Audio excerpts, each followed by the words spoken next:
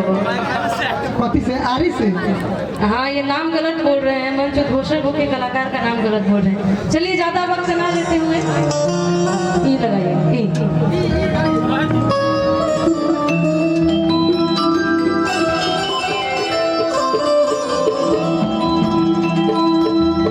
होली मिलन समारोह में सभी कलाकार यहाँ पर उपस्थित हुए हैं।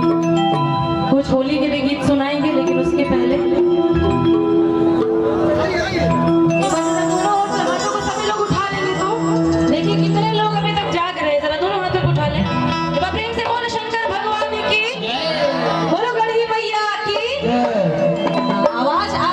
जब तक कार्यक्रम चल रहा है तब तक सबकी आवाज आती रहती है।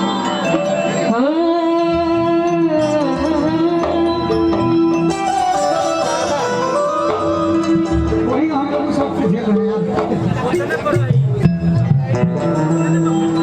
होता है